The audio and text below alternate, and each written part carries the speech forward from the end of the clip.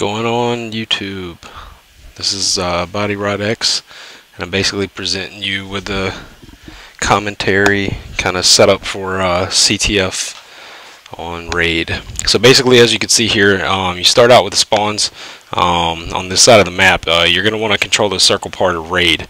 Now if you look, the enemy is going to be coming through this backside spawn over here, and they will spawn in the spot right behind what we call laundry.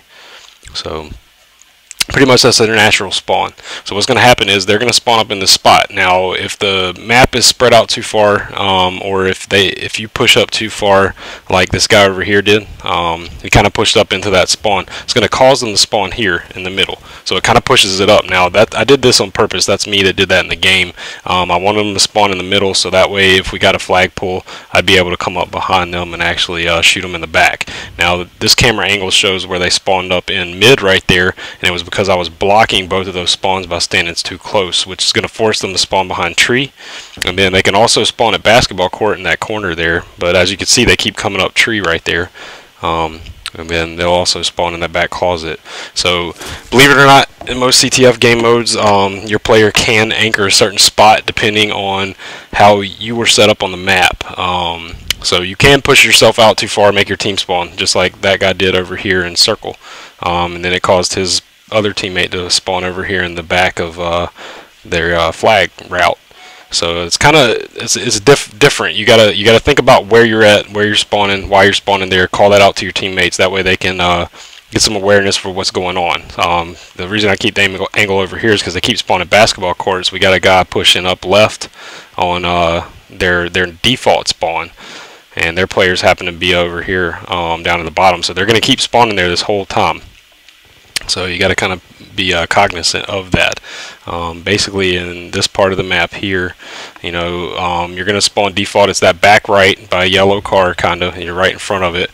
That's where you're naturally going to spawn on that side of the map. So you see how Sinister just spawns up and then Phasey. It depends on where they come up. Now that is the natural spawn right there. The one that just came up right there. That's where you're going to spawn, especially once they pull flags. That's where you're going to pop up. Beforehand, you're going to come up on this back right corner right there that I'm showing there. So that's the natural spawn. Flag gets pulled, they're going to spawn left in that little street right there, where the camera's moving to right now. So that's pretty much how the spawns are broken down on the map. It's important once you pull the flag on the opposite side that you run. You can't cut behind their spawn. You have to time it right so you can get up behind the guys and actually kill them.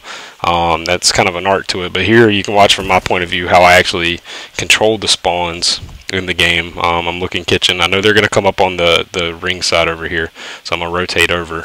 And then this is where, in the beginning of the video, you saw me push up. I push up here because I'm watching. I know they're going to spawn off tree because they're on the left side of the map. So they had to. Now, as soon as we got that flag pulled, I know they're going to spawn right here in front of me. I'm able to cut them off. Now it's forcing them to spawn in their base. And then they have to come middle. That's which way they're going to come. So if our guys rotate over and they come middle or that backside, you got a free flag cap right there. Then I post back up over here on yellow car. And then they'll just start coming to me and feeding me kills, and then I can rack up some kill streaks and stuff.